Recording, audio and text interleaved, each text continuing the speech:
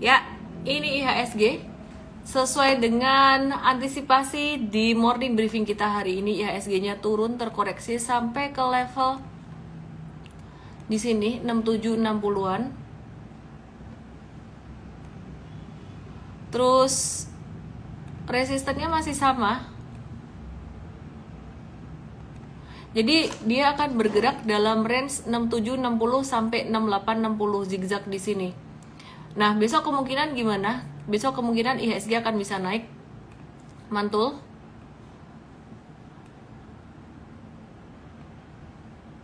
Bisa mantul naik untuk IHSG-nya. Hari ini IHSG ditutup terkoreksi atau turun 0,58% doang, which is sebenarnya tadi udah sempat jatuh lumayan signifikan, terus ditarik ke atas ya. Kita lihat yang bikin narik turun tuh hari ini ada apa aja. Ada GGRM, kurang geser. Ada GGRM bisa turun sampai ke 19.200, terus ASII, Astra International, dia bisa turun, lanjut turun dikit lah, sampai 5.600-an. BBNI, ini bisa lanjut turun dikit sampai ke level 4820. Nah, abis itu dia berpotensi untuk mantul di sini. Oke, terus kemudian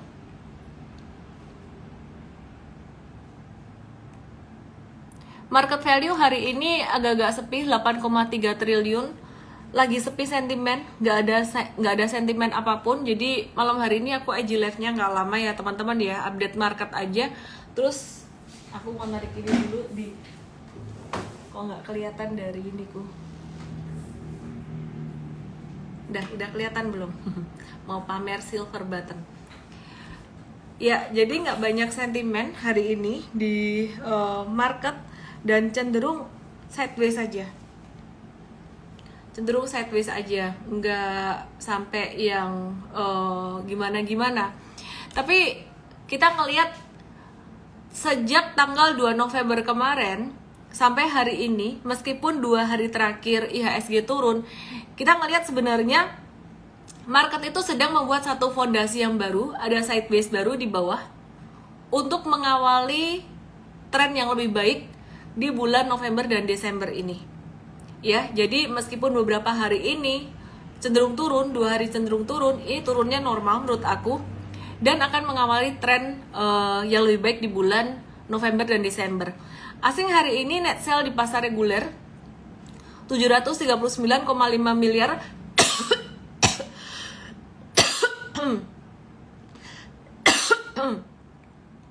Banyak jual bersih atau net sell-nya itu di saham Telkom 188,2 miliar. Terus BMRI 111 miliar, simply karena memang masih cukup mahal valuasinya aja untuk BMRI. Kemudian Astra International ada net sell 101 miliar. Tadi trennya agak kurang bagus. Aku masih melihat kalau Astra tuh kaitannya dengan sektor komoditas, dan TLKM kemungkinan karena sentimen GoTo itu tadi. Ya, ada investasi di GoTo yang mungkin saat ini masih rugi, meskipun GoTo-nya udah naik sekitaran hampir 40% dari level bottomnya dalam beberapa hari terakhir. BBNI net sell 66,8 miliar, jadi big banks yang enggak ada masuk di top 5 net sell, ada BBCA dan BBRI, itu nggak masuk di top 5 net sell. Kemudian ada ICBP masuk ke top 5 net sell sebesar 27 miliar. Oke. Kalian pada penasaran banget sama Meta, ya, sama Meta. Ini ada satu emiten, Meta, Nusantara Infrastructure Tbk. Ini bukan Facebook. Jadi Meta ini Nusantara Infrastructure Tbk, dia merupakan perusahaan dari grup Salim. Ya, jadi hari ini perdagangan sesi 1 dihentikan perdagangannya, disuspensi Karena ada rencana grup go private. Saya mau nanya, kalian ada nggak yang punya Meta? Kalau ada yang punya, boleh ditulis di sini. Punya Meta kayak gitu. Go private ini apa? Go private adalah aksi korporasi di mana perusahaan memutuskan untuk menghapus pencatatan sahamnya di bursa, pastinya kebalikan dari go public ya. Jadi dengan kata lain tidak lagi melantai di bursa, mengubah statusnya menjadi perusahaan tertutup. Nah, jarang banget terjadi go private seperti ini, prosesnya juga panjang.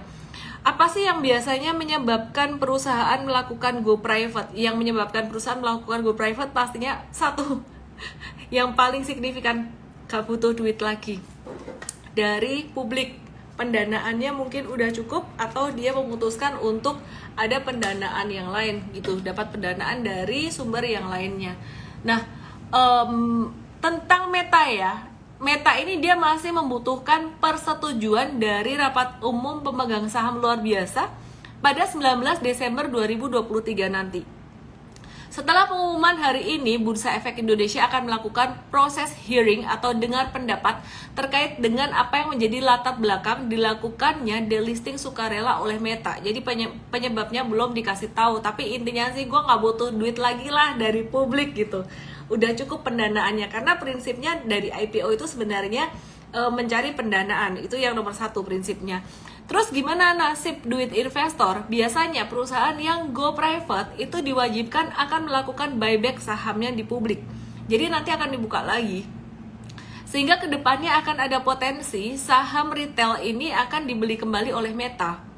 Nah, hal ini pernah terjadi pada perusahaan yang sebelumnya pernah go private, yaitu Aqua, Danone ya. Danone waktu itu buybacknya sangat menarik sekali, di mana investor retail itu mereka nggak mau ngelepas saham perusahaan ini begitu saja, sehingga terjadi satu tawar menawar yang cukup lama, cukup alot, cukup sengit, dan menyebabkan harga sahamnya terus naik karena perusahaan mau beli balik dan nggak dikasih, dan akhirnya Danone membuyback saham Aqua ini di harga yang jauh-jauh lebih tinggi gitu ya. Nah, jadi nasib investor retail gimana? Kemungkinan akan terjadi seperti Aqua. Nah, sebelum suspensi, saham Meta ini dia berada di level harga 238 seperti saat ini. Dan dalam 3 bulan terakhir ini sempat naik 105%, sedangkan dalam 1 bulan itu terkoreksi sedikit aja. Intinya sebenarnya trennya si Meta ini udah mulai membaik sejak tanggal 20 September 2023. Saya tidak tahu apakah di sini ada pihak-pihak yang sudah mendengar akan adanya rencana go private. Mungkin mereka sengaja beli dulu, saya nggak tahu juga. Tapi di sini patternnya sebenarnya secara teknikal dia menjadi sangat menarik sekali. Kenapa? Karena dari tidak ada aktivitas di sini menjadi ada aktivitas dan likuiditasnya jadi aktif, dan kemudian tiba-tiba go private, rencana go private di 8 November 2023.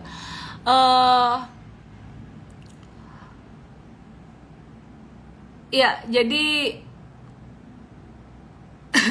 misalnya pakai suara AI, enggak, suaraku lagi gatal tenggorokan. Apa sih? Siapa yang punya Meta di sini? Kapan kira-kira dibuka suspendnya untuk Meta? Mana aku tahu, yang paling tahu adalah Bursa Efek Indonesia dan rumput yang bergoyang. Berarti naik nanti saat dibuka suspensinya. Kira-kira gitu. Aku belajarnya dari go private yang sebelum-sebelumnya, yang epic banget tuh go private-nya Danone. Oke, kita mau review saham yang lain ya. Beberapa saham sektor konstruksi hari ini mulai aktif, dan beberapa sepertinya diuntungkan dari proyek IKN, Ibu Kota Nusantara. Kita mau review beberapa sektor konstruksi. Yang pertama ada Wijaya Karya, TBK. Aktif buat trading jangka pendek aja. Terus kemudian WSKT, Wait and See. Apalagi ya? Wika, WSKT, PTPP. Tadi juga aktif tapi jadi ngekor lagi. Jadi wait and see dulu. Adikarya, sore ini dulu juga. Oke, Adikarya di sini ya. Ini dia cenderung sideways juga. Ya, jadi aku cuman nge-review doang, dia lagi aktif dalam jangka pendek ya. Jangan lupa teman-teman subscribe YouTube aku di sini. youtube.com/mtrade_id atau YouTube Ellen May, dan di sini aku ada kasih beberapa edukasi seperti ya ini saham blue chip tuh belum tentu bagus. Kalau yang kayak gini nih rekaman IG live sebenarnya. Nah, terus yang di sini video. Ini ada video jangan tangkap pisau jatuh. Ini edukasi yang sangat bagus sekali. Aku juga akan nanti bikinin video tentang efek dari perang Palestina dan Israel di YouTube aku, lagi diedit, mungkin besok naik ya, jadi ditunggu aja. Aku juga nanti bakalan bikinin kamu YouTube tentang go private yang lebih detail lagi. Dan terus kemarin ada pertanyaan tentang reverse stock split. Wow, jadwal syutingnya banyak deh. Oke deh. Ya, jadi aku mau review untuk saham yang lain lagi. Aku mau review Elsa. Aku hari ini IG live-nya nggak lama ya, ngantuk aku. Ya, jadi Elsa hari ini tadi ada potensi untuk mengalami pantulan lumayan aktif ya. Tadi sempat jatuh, fluktuasinya lumayan banget. Kita wait and see untuk si Elsa ini. Terus aku mau nge-review saham Meta udah, BSDE. Dia ada tender offer. Aku review fundamental aja. Ini bukan rekomendasi secara teknikal. Jadi BSDE ini ada tender offer obligasi 211,08 juta untuk membeli kembali sebagian atau seluruh obligasi senior berdenominasi dolar Amerika gitu. Jadi dampaknya bisa positif pada neraca keuangan BSDE jika terjadi penyelesaian sekitar 70% tender offer. Nah, ini kinerjanya juga cukup solid BSDE. Pendapatannya naik 2,3% dan laba bersihnya naik 93% secara tahunan. It's just the matter of time kalau soal harga saham. Fundamentalnya bagus. Jadi wait and see dulu aja. ASI aku udah bahas di depan, Lutfi. Johnson UNVR gimana? Unilever masih slow banget. Jadi sentimen pemilu saat ini masih belum kelihatan efeknya. Di sektor consumer good beberapa hari yang lalu sempat naik, tapi habis itu jadi sideways lagi. Dampak dari harga beras naik. Jadi orang-orang tuh, mereka masyarakat lebih mengutamakan kebutuhan pokok untuk beli beras dulu. Ingat, di Indonesia tuh piramidnya kayak gini banget. Di bawahnya tuh masyarakat yang golongan menengah ke bawah tuh orang miskinnya masih sangat banyak sekali. Tapi yang aneh, meskipun demikian Indonesia negara anti krisis. Karena 50-60% GDP itu dari belanja negara. Bukan belanja negara, dari belanja masyarakatnya gitu ya. Sekitar 50-60%. Dan kalau kita lihat saat ini belanja negara malah turun. Belanja negara tuh agak-agak turun, kelihatan dari GDP-nya. Jadi wait and see dulu aja. Oke, terus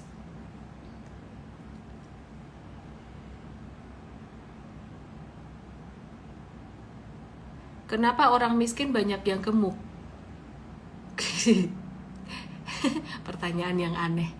Karena makannya cuma nasi, gak bisa beli lauk. Jadinya gemuk, karbo doang. Cuan, oke, ntar aku bahas cuan ya. Unilever jangan dulu, ini beberapa hari jatuh, volume transaksinya besar, gitu doang. Aku mau bahas cuan. Petrindo Jaya Kreasi. Nah, cuan ini masih uptrend, likuiditas perlu dijaga, diperhatikan juga, biarin dulu. Cuan ini nggak boleh taruh garis di sini. Oke ya, jadi ini masih uptrend dan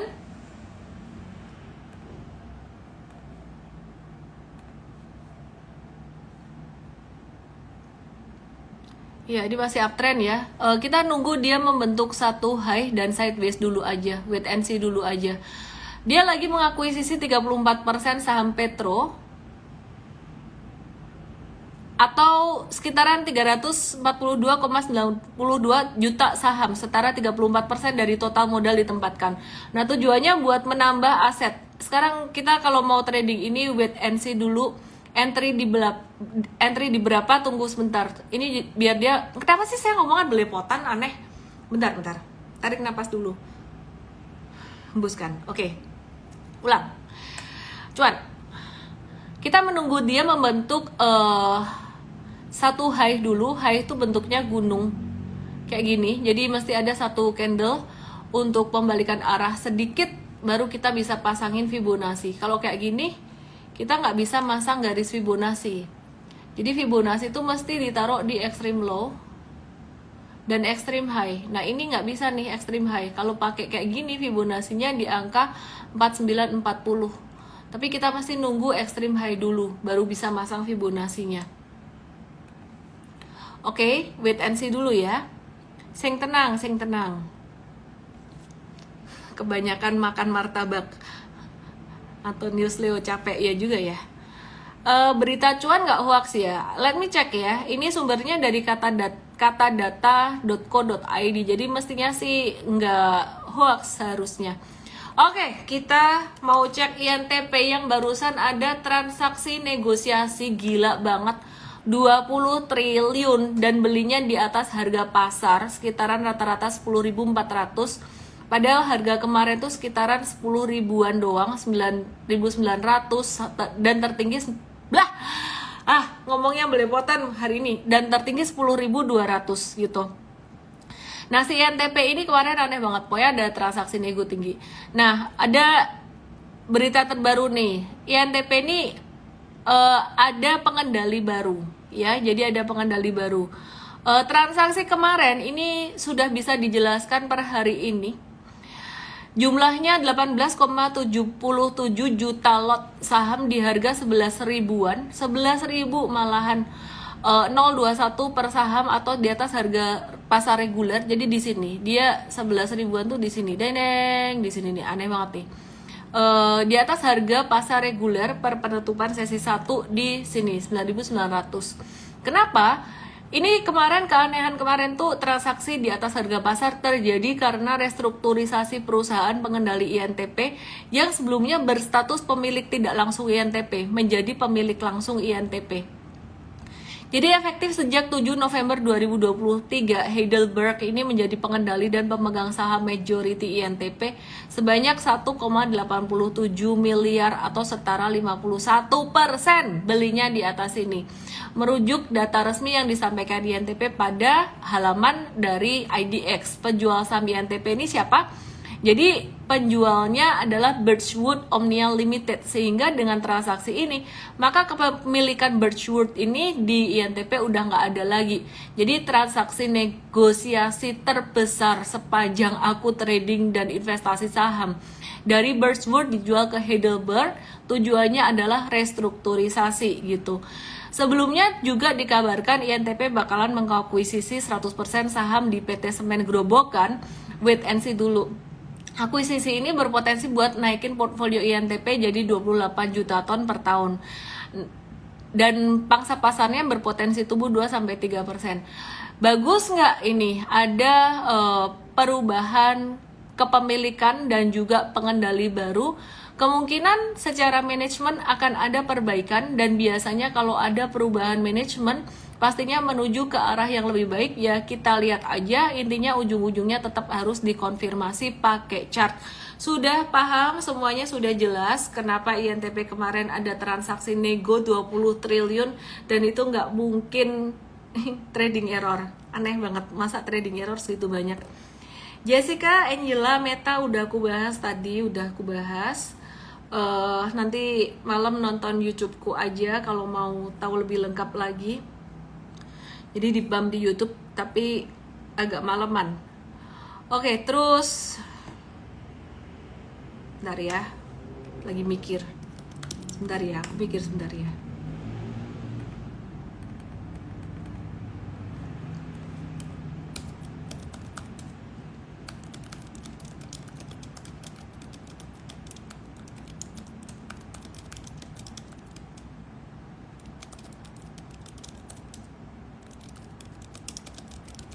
Oke. Aku jadi bingung, ini banyak banget yang nanya saham, nanyanya random pula.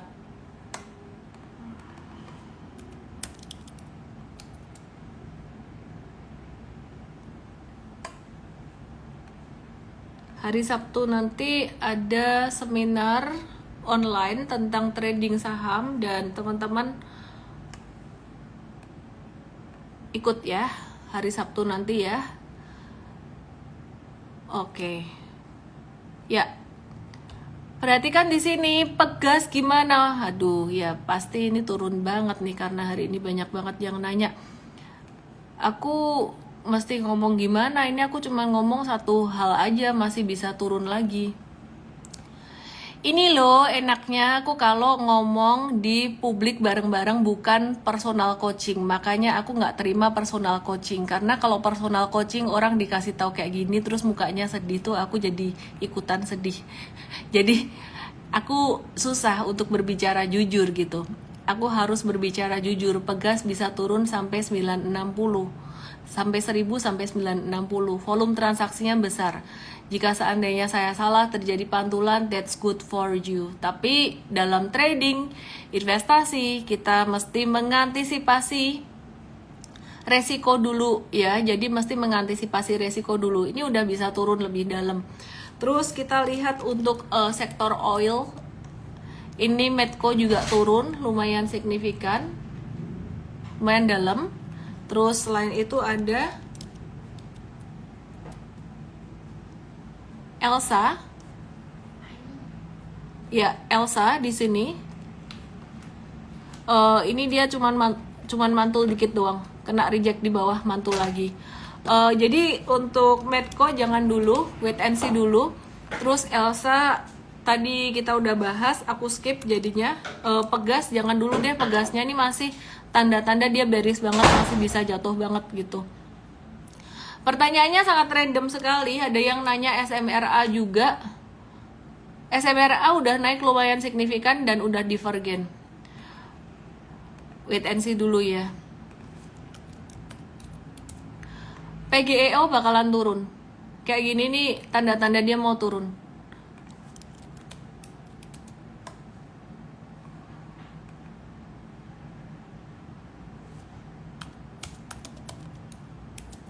INKP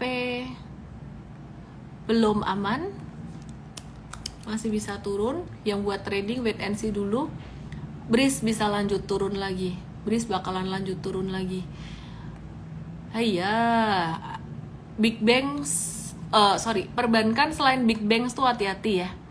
Semua perbankan selain Big Banks bebannya cukup berat, beban bunganya cukup berat gitu, terutama perbankan digital. Mari kita lihat.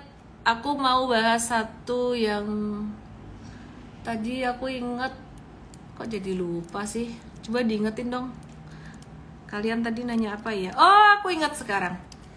Teman-teman, gimana caranya survive di kondisi market yang lagi kayak gini? Naik beberapa hari, terus turun lagi. Jawaban pendek aku adalah kalian jangan intraday trading. Karena kalau kalian intraday trading di market yang lagi sideways kayak gini, ini akan banyak false signalnya. Dan kondisi apapun sebenarnya jangan intraday trading atau day trade, itu jangan. Scalping itu jangan. Swing trade pun kita mesti agak-agak mengurangi di kondisi market sideways. Jadi wait and see dulu aja. Oke, assess gimana S-Hardware? S-Hardware menurutku udah agak ketinggian secara monthly, sehingga di bulan November-Desember ini justru malah dia bisa terkoreksi. Ini kebalikan dengan teman-teman yang lainnya yang belum naik. Pak Budi mau nanya TOWR, kasih jempol, berarti cuan dong Pak Budi TOWR. Ya, TOWR ini naik beberapa hari tapi divergen juga, jadi kesimpulan aku sih sebenarnya untuk saat ini belum ada saham yang menarik banget. Belum ada yang menarik banget sih. Jadi wait and see dulu aja, sabar-sabar dulu aja. Dan saham Big Banks kemarin lagi habis koreksi besar, turun besar di bulan Oktober, ada diskon valuasi, bisa tetap manfaatin itu. Rebalancing MSCI udah dibahas belum? Belum, ini aku mau bahas. MSCI rebalancing itu announcement date-nya pada tanggal 14 November 2023, effective date itu pada tanggal 1 Desember 2023, belum ada tanggalnya. Belum ada sahamnya yang akan masuk atau keluar itu apa aja. Aku akan update, tim aku akan update di M-Trade secara real time kalau udah ada. Tapi deket-deket tanggal 14 kita mesti harus hati-hati karena bakalan ada rebalancing tidak hanya dari MSCI tapi dari investor-investor besar dan fund manager reksadana, mereka juga akan melakukan rebalancing portfolionya. Arto, BBRI, Bluebird gimana? BBRI kayaknya aku udah bahas tadi di depan. Aku akan bahas Arto. Technically dia menunjukkan tanda akumulasi tapi belum aman. Swing trader ini waktunya untuk jualan kalau kamu sempat beli di bawah. Sedangkan kalau untuk jangka menengah mau masuk tunggu dulu aja. Cuan udah aku bahas tadi. Terus BBRI sabar yo BBRI ya. BBRI ini bakalan ada koreksi normal lagi dan ini akan jadi satu level entry yang bagus. Jadi kalau misalkan BBCA, BBRI dan kawan-kawan big banks ini ada koreksi lagi, ini jadi satu kesempatan yang bagus. Main hari ini melawan IHSG sebentar. Let me check. Ya, melawan IHSG untuk saham-saham second liner tuh biasa banget.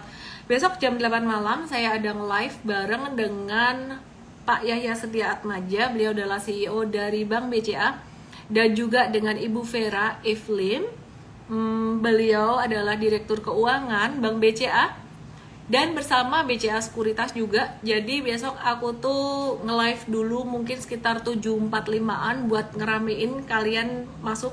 Semoga sempat ya, aku akan kabarin aku bakalan ada pre-live atau enggak.